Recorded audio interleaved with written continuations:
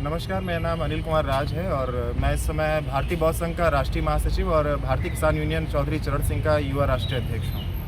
ये अनिल जी, ये बताइए, जी। धनखड़ जी का इस्तीफा हुआ है, उसको कैसे देखते हैं आप?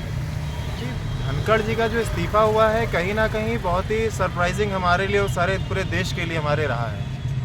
एक तरफ धनखड़ जी सुबह से लेकर के शाम तक बिल्कुल एक्टिव मोड में रहते हैं, एक अच्छे से पूरा कार्य करते हैं, सदन की कार्रवाई में भाग लेते हैं, सदन की कार्रवाई सुचारू रूप से संचालित करते हैं। किंतु देर शाम में एक हमारे पास खबर आती है अचानक से कि आदरणीय धनखड़ साहब ने इस्तीफ़ा दे दिया है। तो कहीं ना कहीं सरप्राइजिंग है, बहुत अचंभा करने वाली ये रहा है हम सभी के लिए।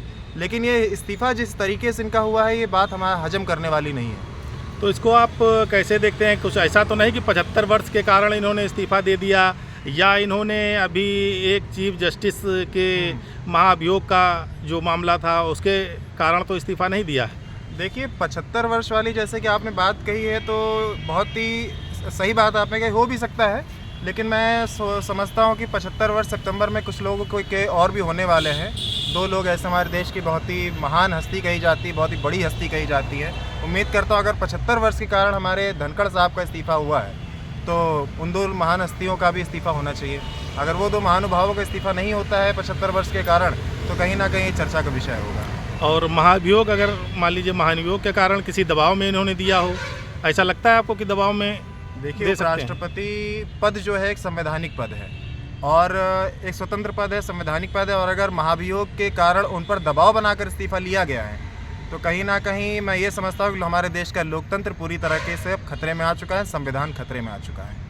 अच्छा, दूसरी एक बात थोड़ा इस मुद्दे से हटके जानना चाहेंगे। जी। इस समय बिजली व्यवस्था को आप कैसे देखते हैं? निजीकरण की तरफ बिजली व्यवस्था जा रही है, जिस पे आंदोलन चल रहा है। विद्युत कर्मचारी संगठनों ने आंदोलन भी किया है और कल उन्होंने ऊर्जा मंत्री का घेराव भी किया है। इसको कैसे देखते हैं? बिजली निजीकरण सही है जनता के लिए या नहीं? जनता के लिए निजीकरण पूरी तरीके से गलत है, वो चाहे वो बिजली विभाग को लेकर के हो, चाहे किसी विभाग को लेकर के हो।